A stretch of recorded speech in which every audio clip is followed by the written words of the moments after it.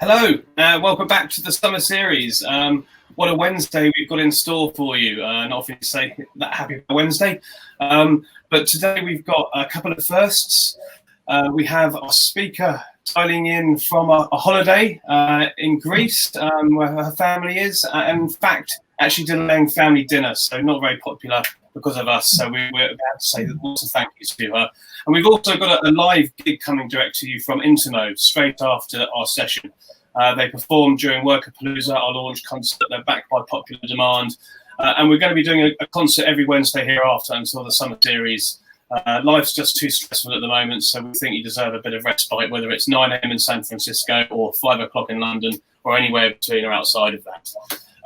So to our speaker today, focusing on a holistic view of employee experience post-pandemic.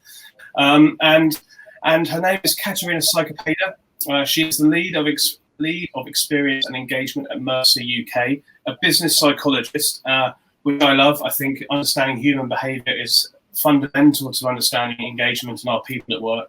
So without further ado, all the way from Greece, please welcome Katerina. Hello. Hi. Hello, nice to be with you. Well, great to be with you too, and thanks very much. And I apologise to the family for delaying dinner.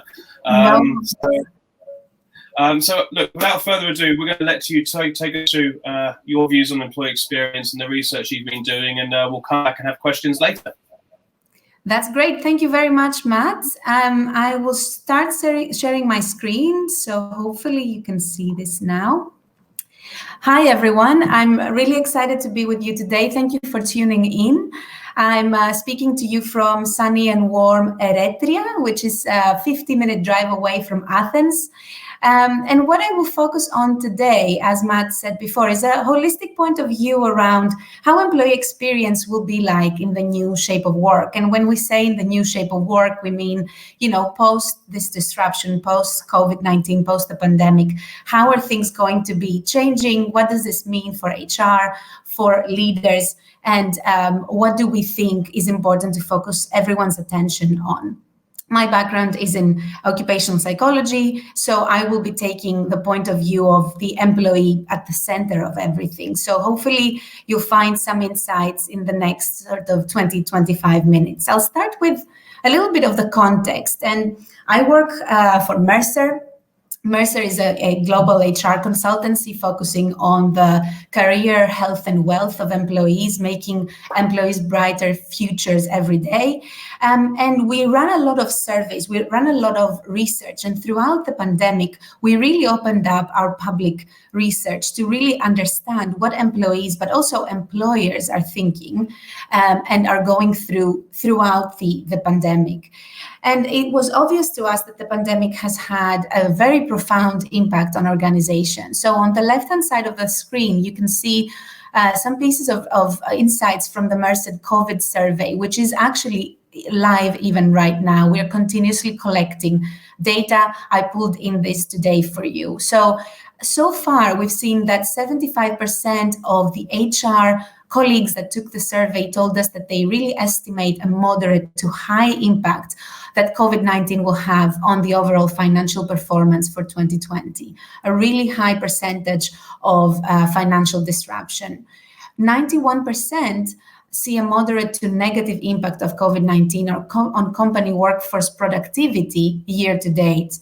So big impact on finances, but also on productivity on the employees. And we asked them, what are the top challenges that they are facing? And right now, the top challenge comes up as the manager's ability to oversee virtual teams and autonomous work. 40% of the responding companies have that as their top challenge.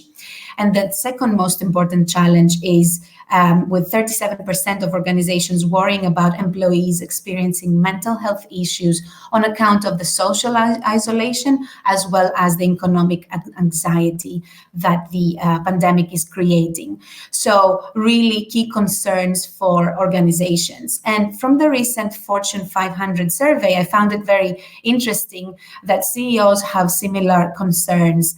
Over 50% of the Fortune 500 CEOs that took the survey believe that their workforce will be smaller by January 2021. 2021. So they perceive that more than half of those companies will shrink in terms of employee size by January 2021. Also, over 75% of them, they really believe that the pandemic will accelerate the pace of technological transformation in their business. So huge impact, both negative but also positive in terms of pushing on with transformation that was long overdue. How is this affecting everyone else, the employees in the company? What is top of mind for the employees out there?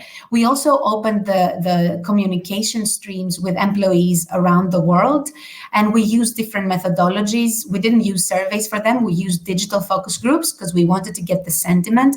We wanted to get behind what was top of mind. And we used also something called preferences research to understand the rank of concerns. What we found from a European focus group that we ran digitally was that employees are really thinking that employers doing the best they can right now. So people are thinking that companies have responded effectively to the outbreak, 9 out of 10 of them. 70% of employees think that organizations are mostly focusing on regular communications and making arrangements to work flexibly. So they're happy with those communications and the flexible work arrangements. But there is an increasing concern about confidence in the future of the organization, confidence in the job security that employees are having, which is impacting the way that they are able to do their work day to day. 92% told us that the outbreak is affecting their ability to get their work done in one way, shape, or form. And we wanted to dig deeper. What is it that is top of mind getting in between themselves and the work that they're doing? So we did this preferences research, a public study of 500 plus employees. And we found that the top concerns, and this is a forced ranking, so people were asked, what is top concern versus the less important concern? People were really and are really concerned about the ability to care for their family and to keep their family safe. The second and third concern are around the economic impact of COVID and the job security for themselves around COVID. It's interesting but unsurprising to see that customers is really one of the least of their concerns. And we see that in psychology, we have this phenomenon called tunneling, when if someone really is worried about very, very basic needs, like, for example, will I have enough to keep my family safe? Will I have enough to keep my job and pay the rent next week? They are not enabled to focus on productivity, to focus on higher things, higher needs than the basics. They engage in what we call tunneling. So it's really important throughout COVID, it came up that really employers really have to pay attention as to how they can support with basic needs so that the employees can focus on higher needs. And before I jump into how do we see the new shape of work and how do we see the future now, how can we shape the employee experience for the future, I wanted to share a few findings that we found a few years ago from the Great Recession. Like we do nowadays, back then we were also surveying employees and keeping the communication channels open. So what we found back then, and we compared the results of surveys before the Great Recession and after, from 2007 to 2009, we found that back then engagement remained stable. And that was not on our benchmark overall data, that was also proven in case studies of specific organizations that were very much impacted by the Great Recession. So really the concern that is employee engagement, that a lot of my clients are asking me to predict how much it will fall after COVID, really we learned last time that employee engagement remains stable, and that can be explained by the social comparison theory. People that remained within the organizations compared their situation with the situation of others that had lost their jobs, that had reductions in their salaries, and in comparison, they felt good about their situation. So engagement was stable, and so was teamwork and work-life balance back then. What improved was communication, because employers started communicating much more frequently than before, being open and transparent in different areas, involving employees in decision making because they needed to, and really streamlining and becoming more efficient in order to respond to the challenges of the recession. So those perceptions went up. What dropped last time was client service. Again, the customers took a back seat because people were so concerned about everything else. Support in terms of supporting professional development, supporting career paths, that dropped. And then job security also dropped in the short term, immediately after the recession. But we also took a longer term point of view. What happened later on, 2 or 3 years down the line? What were the more long-term effects of the recession last time, and what can we learn from it? The first learning that I think is very important is the manager readiness. And post-recession, a lot of managers had been stressed to their limits. They were able to respond, they were able to support the organization, support the employees, support top leadership. But that stress started trickling down from the managerial level onto the organization as it wasn't sustainable. So it's very important to make sure that managers are supported throughout this time as a key employee segment within organizations, as they can have a longer lasting effect from their stress. The second one was, it wasn't important enough to just communicate clearly and transparently about what was going on throughout the recession. It was important to communicate clearly about what was the future going to look like. Employees, 2 or 3 years down the line from the previous recession, they really struggled with seeing how they fit into the future of the organization and therefore became disengaged. And finally, the war for talent that comes after a recession is really important. Employees started sensing the talent gap faster than the employers, and key talent started flowing out of organizations. And that happened back then. Imagine now with LinkedIn and all of the technologies available, how important it is to really make sure that you engage with the talent in the longer term, reshape the value proposition for the longer run, and make sure that you hold on to that key talent and to also attract the new talent with the new skills that are important for the new shape of work. So this is the context with the current data that we are collecting, but also looking back to learn from history, learn from the past in what we found out last time. Now I want to turn my attention to the future and how is work going to change? What are the key elements of the new working environment that we see in our research, in the work that we're doing with multinational clients that we're working in Europe, UK, and globally, is going to be the new shape of work. And really, we've grouped these into 6 areas to turn your attention to. And I'll dive very quickly into each of these areas just to give you a taste. And then if there's anything that is of interest, we can dive into it more in the Q&A. So the first one is the return to the workplace. It's important to find a way to be able to return to the workplace more than once. Unfortunately, there is a lot of predictions about a second wave, another outbreak, another lockdown situation. Organizations need to create this enterprise resilience that enables them to support employees to return constantly to the workplace after disruption. The second one is the flexible working. It's the new reality. It goes beyond the traditional policies that most organizations used to have. And it's really important to understand how to create a culture of flexibility rather than just introducing a few flexible policies. That brings us into the topic of working remotely and enhancing digital collaboration.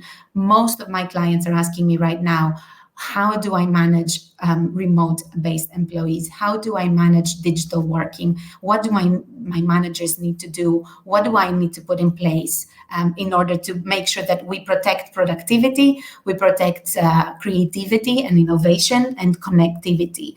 It used to be less than 25% of the employees globally that used to work from home. Now it's going to improve a lot. How do we make sure that we know how to react to that? Then reimagining the employee experience. This is not a new topic. It had been from the Mercer Global Talent Trends. We knew for the 2020 talent trends, employee experience was top concern for HR. But only 4% of HR told us that they, in their organization, have created a unique employee experience. So now with the effects of COVID and the disruption, how can we reimagine that employee experience and put the employee at the center of it in order to remain productive and competitive in the new normal. Something that is very important for a lot of organizations, optimizing costs and the workforce moving forward.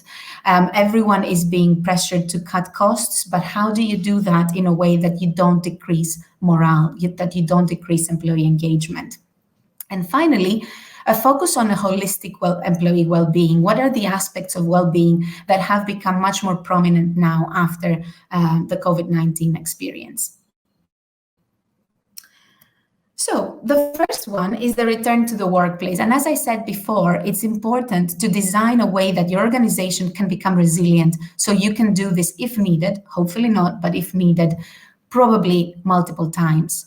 It's really important to open up the communication with your employees and really design a strategy that works for your context and make sure that you can manage the pre-return, the initial return, and the return evaluation and refinement of every time that you need to return to the workplace.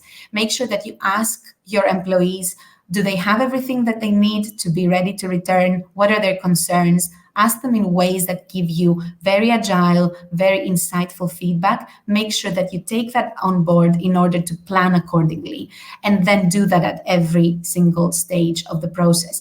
And this can be applied every time that you need to return back from a disruption. It's becoming more and more important that we see risk and disruption in a much more permanent way. And we create agile enterprises that can respond to that every time. And active listening is at the center of that. The second one was flexibility. So it was very much common knowledge that employees want flexibility. We see here from this study that 81% of employees would choose flexible working as the preferred benefit when applying for a job at a new employer. Even more crucially, 63% of the candidates would turn a job down if it did not offer flexible working. So flexible working has been top priority for employees for a long time. However, organizations, especially in specific industries, have resisted flexible working, only going as far as introducing some transactional policies. Now we see, this is from our COVID survey, that 74% of employers believe that they will evolve their remote working philosophy post-pandemic, not just their policies, but their whole philosophy. And there's different extents that they will do that. It varies from, just increasing flexibility for on-site work to encouraging a larger remote workforce actively. So this is also done because it really speaks to a business driver. It really speaks to something that drives performance. And the major roadblock in the past was because employers were worried that remote work, flexible work will decrease performance and engagement. But we've seen now through different studies from universities and from the field that actually when we were forced to work remotely, forced to work flexibly, productivity didn't drop. In fact, in certain areas, it may have increased as well. So on top of that, there's also other reasons why to move to a flexible working situation. You can increase diversity and inclusion. You can tap into expanded talent pools to find the skills that you need to compete in the new shape of work. You can reduce costs. You could improve corporate sustainability. We have seen that different industries are doing it in different ways and for different motives. For example, the tech sector is really motivated by expanding talent pools and finding the skills that they will need in the new normal. Whereas, for example, the healthcare industry are driven by reducing real estate costs for their non-clinical staff. So for one reason or the other, really employers are moving towards a more holistic, flexible work approach. And it's really important to think about it in a holistic way, not just where you're working or when you're working, but also what you're doing, how you're doing it, how you are collaborating. And it's really important because it drives the next big topic, the next big question. How do we remain who we are, keep our culture during working remotely? How do we protect our collaboration and our productivity? And there is a lot of things and a lot of theories around what leadership needs to become, what are the leadership behaviors for overseeing remote employees. But actually, it's also very important to keep in mind that the team elements that you see here on the screen on the team level. The first one is to continue creating a safe space. Psychological safety and inclusion are really important for people to be well at work, to collaborate well at work. But in a virtual environment, it is less obvious to know when safety erodes, when safety is decreasing. And so it's very important when you're looking at remote collaboration and productivity that you maintain this psychological safety, that you go out of your way to make sure employees feel comfortable making mistakes while remote, speaking up. They have the ways and avenues to speak up. They can generate ideas and voice them, and that they can request support proactively. So really creating that safe space is one. The second one is fostering connections. And if the situation is that a team was created before working remotely, they were in the same office, they created those team norms that were very clear and concise, they had trust-based relationships, it's much easier to create than a remote work environment that connections are not lost. But for new teams, that is going to be more and more the case, that we form new teams that are completely formed under remote situations. It's very important to put the effort in to create those new norms, to make sure that those new connections are created and that that trust-based relationship forms. And finally, it's very important during working remotely to clarify expectation, to constantly communicate what is expected, what are the milestones, what are the deliverables to each and every team member, and make sure that you communicate clearly and frequently, because under this disruption that we are facing and we will continue to be facing, we see more and more frequent changes in priorities and in what is important to focus on. So clarify expectations constantly to make sure that you maintain that collaboration and productivity while working remotely. So these are three very important topics, but there is a long list of things that we need to be mindful of, and we need to help the organization to maintain, to protect while working remotely. The fourth area is reimagining the employee experience. And really, as I said, this is not a new topic. This is probably on your agenda for a couple of years now, trying to make it work, trying to understand it, trying to move from a very much kind of transactional employee engagement level to a more holistic employee experience. It's super important now more than ever. We find that companies that exceed their performance goals are 3 times more likely to have employee experience as a core part of their strategy. So there's also a link to business. And so what we find and the way that we define employee experience is the intersection between these 3 buckets. First of all, who are your employees? What are the expectations that they bring with them when they come to work? Who they are? What do they value? Make sure you understand that very well. Then the environment that they exist in, and now the remote environment that they exist in. What are their touch points and interactions with the culture of the company, the people, the leaders, the programs, the technology, the workplace? What are those touch points and how are they experienced? And then finally, what are the events that they're going through? And not only traditional events like onboarding, being promoted, changing teams, but actually the life events that they're going through, coming back from maternity leave, having to care for an elderly parent, or the organizational events, with M&A being more and more relevant now and in the short term. Being merged or being acquired with another company is a huge organizational event that you need to take into account what the employee experience is as well. So taking that into account in a holistic point of view and involving the employee in designing what this employee experience would look like in the future is really key. We have a few of our clients that are asking us now to do digital focus groups to crowdsource ideas from employees as to what will the experience look like next year, the year after, trying to imagine together and design together what the new employee experience will look like. The fifth one is around, as I said before, optimizing costs, which is the reality that everyone is under right now. We speak with our clients about this almost daily. Please let me know, how can I optimize or cut even costs, but at the same time not impact the employee engagement, not impact the morale of the organization. And one of the ways that we are helping our clients to do that is to take a more holistic view and, again, involve the employee in the process.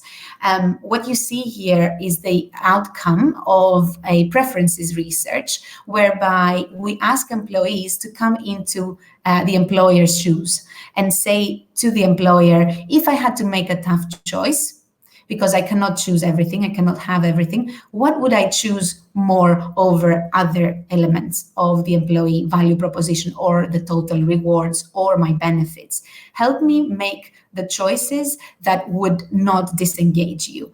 So we see here that out of this kind of research, you can get really specific topics for each of the personas that exists in your organization, and understand which elements of the total rewards you could de-invest in, reduce, optimize costs from, and where can you replace those costs. So you can see the example of a long-term planner that really cares about the bonus and the pension fund versus a career striver that is more interested in educational opportunities, professional certifications, rather than, for example, pensions. So understanding where to put your money to make sure that you don't disengage your employees is really important when approaching cost optimization. And finally, focusing on employee well-being. And I know that a lot of organizations, especially in Europe and the UK specifically, have been focusing on well-being for a few years now. But usually it is physical well-being, emotional well-being that they are targeting. And they're targeting in a way that is a little bit more transactional, as I said before, with flexible working, specific policies that are getting at specific outcomes. Now, what COVID-19 has created, and we think the new shape of work will require, is a more holistic view of well-being, with two new, relatively new well-being elements that are really here to stay. The social connectivity, social well-being, how people connect to each other while they are remote, and last but not least, the financial well-being. Nowadays, it is not an optional offering anymore. It is not an optional benefit to make sure that your employees can focus on their work and they are not distracted by financial issues that they may be having. So those are the 6 elements of the new shape of work that you need to turn your attention to, as we have seen from our research and from our experience, to make sure that you create a holistic employee experience that will be fit for competing in the new shape of work. But what can HR and leaders do about it? I love this model by Vogus and Sutcliffe. It's from 2003, but actually it resonates even today. What is on leaders and HR's plate right now is to make sure that they create an organization that can respond to threat in a very adaptive way. And what this research has shown back in 2003 is that there is 2 different ways to respond to threat. The dysfunctional approach, the dysfunctional response, which is actually the tendency that most organizations have, is when threat comes, limit information sharing, increase the power struggles, tighten controls, start to try to micromanage everything, hoard resource and not share any resources between different departments, even more accentuated silos, and very isolated leaders because they are focusing on solving their own problems. They're turned against each other because they need to protect their own performance targets. So that's how the response, initial response and dysfunctional response happens when threat is being posed to an organization. What really needs to happen, by looking at everything that I talked about previously and the way that that organizations are set up to be more resilient, is to adopt an adaptive response, whereby contrary to the tendencies that we have, we start sharing information as soon as the threat appears, and we start collaboratively solving problems, because guess what? Most departments in an organization will be facing very similar problems. So collaborating to solve them at the same time will be valuable. Loosening controls, empowering people and getting their input constantly, because the answers lie with the people that are in the front line. So empowering them and loosening controls can give you more. And then finally, sharing resources and connecting leaders. Seeing, you have very limited resources when you're under threat. How can you create synergies and collaboration to make the most out of those resources rather than hoarding them? So it's a whole completely different culture that needs to be created so that our organizations can become resilient to disruption at this level of disruption in the future. One practical way to do this is to design, to adopt a design thinking approach to make your organization more agile. So under the design thinking approach, you continuously solve problems and you fail fast, learn fast, in order to make sure that you constantly pivot and adapt to new situations. So trying to create a design thinking approach to all of your issues and problems right now by collecting feedback, reporting out insights to specific stakeholders, prioritizing issues based on data, finding solutions, applying them, and evaluating the impact, adjusting after the evaluation, and so on and so forth, is going to be super important, whatever problems you're trying to solve in the organization. So adopting a design thinking approach is the one thing that I would suggest. And the other thing that I would suggest is active listening. This quote on the page here is really important for me. Being listened to spells the difference between feeling accepted and feeling isolated. So really turning on the active listening will be the major catalyst for an adaptive response, and doing it in different ways. I've been working for many, many years with organizations running their census survey every year or every other year, taking months and months to prepare, producing loads and loads of heavy reports. That's a way, but there's also different ways that can be much more well adapted to the design thinking, with constant evaluative pulses, with open-ended surveys using natural language processing, understanding what employees are really feeling, and crowdsourcing ideas on digital focus groups, utilizing the manager-employee dialogue, not turning everything digital, but enabling that manager-employee dialogue is really, really important in this way. Also, organizational network analysis, understanding the ways that people collaborate beyond the hierarchical structures. So bringing in loads of different methodologies to actively listen and to continuously learn and pivot your strategy is going to be super important in the new shape of work. So with that said, I wanted to open up for any questions, especially in areas that intrigued you, that you had, that you are facing within your organizations, and that you want to dive into a little bit more, and hand over back to Matt to facilitate this Q&A. Hello, thank you very much. One thing we've been thinking about ourselves is actually how we redesign our physical events when we're allowed to all be in the same room together.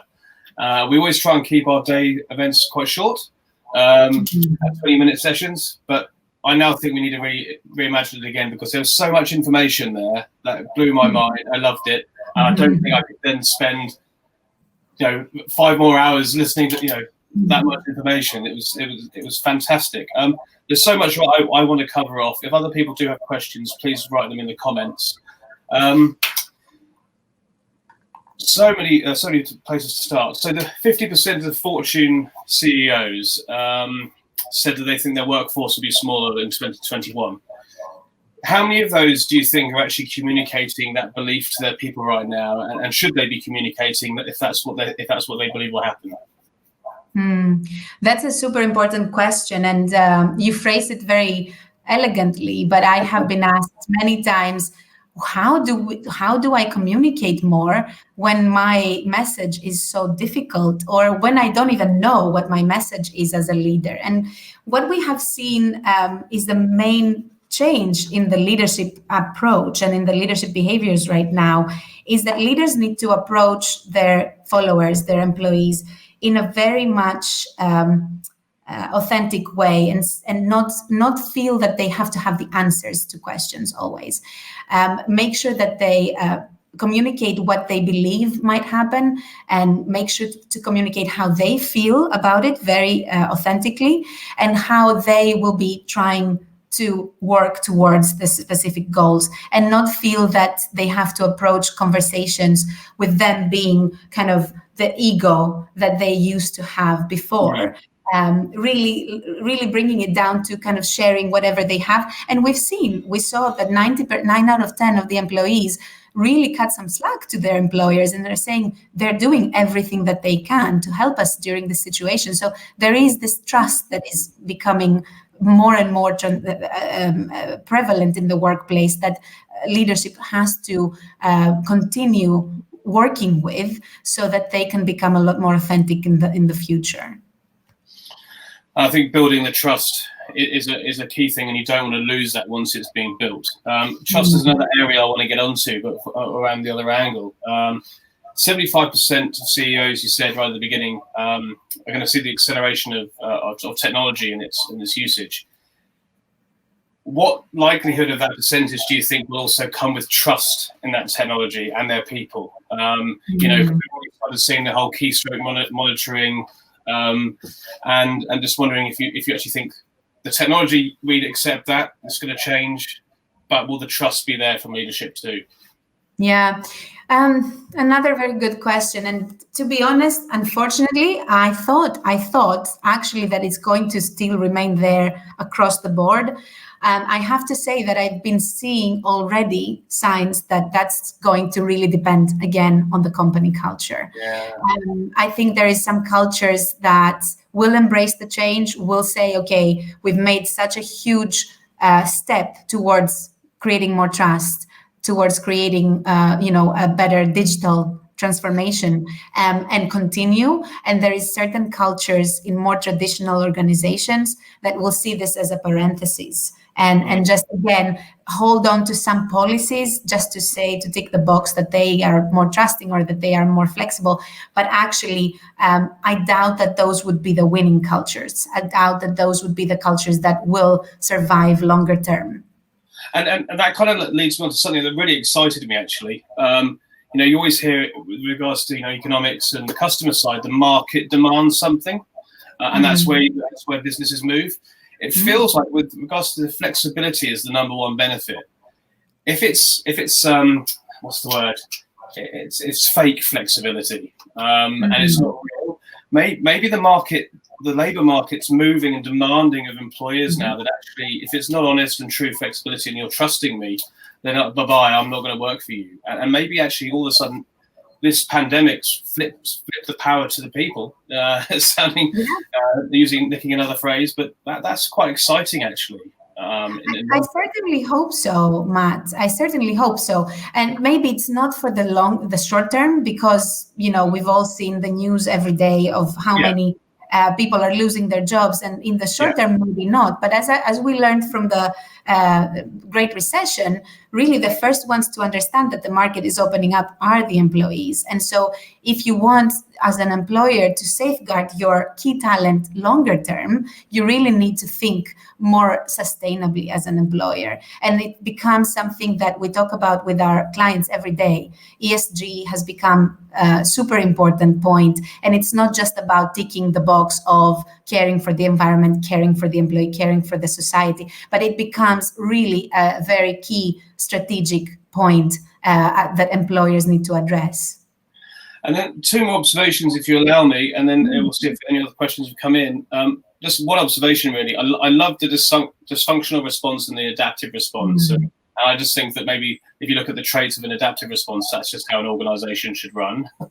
I'm going to be stealing that. And then to the top concerns, and I think coming back to you and the psychology and human behavior, the fact that the basic needs need to be met, and for too long we've just tried to split work life, personal life. In fact, we're living a life and we have experiences, good and bad, inside and outside of the workplace. And actually addressing these top basic concerns will have a positive impact on their business and the customer experience they're getting. And I just want to say thanks very much for sharing that. And if you had anything you wanted to expand upon that point as well. Yeah, so I think that, I was asked in another panel discussion, whose responsibility is it for financial well-being, for example? Is it really the employer's responsibility, or is it the employee's responsibility to make sure that they don't get in debt or that they have their finances in order? And really, it doesn't matter. If your employee finds themselves in a situation where they are not well financially, then both are suffering, both the employer and the employee. So it's really the employer's responsibility to offer resources, and it is the employee's responsibility to proactively, use those resources. But in the past, what has happened was that there exist resources somewhere in the organization, somewhere in the intranet, somewhere, and employees don't even know that they are there. What is changing now with the digital transformation and remote working is that employers have the opportunity to utilize technology to really connect the offerings that they have, the policies that they have to the real needs of the employees, and connect those two in a much more authentic way to create a culture of caring, rather than just have a long handbook of policies that no one ever accesses. So joint responsibility is the answer, and it's something that is here to stay with us. I find. I hope. And I think that's a fantastic place to finish, unless there are any other questions. Culture of caring. That's a very good place to start, and it will pay off. So thank you so much. Apologies to the family. The Wi-Fi all held up. We've done well, and this will be on demand. There's a lot to unpick, so we're going to be recommending people go through this probably 1 or 2 times, and I'm sure Katerina will welcome your DMs on LinkedIn and stuff like that as well. So thank you very much. Before COVID, I was going on stage a lot, speaking to a lot of audiences a lot. Now we don't have a stage, but we have no problem with these platforms. Thank you very much for organizing this, Matt. I know how difficult it has been to pivot again, but this has been great. It worked great, and it really gives me so much energy to do this thing. So thank you very much personally as well. Me too. I'm fired up, ready for our music. So thank you so much, Katerina. We'll catch up soon. Take care. Thank you.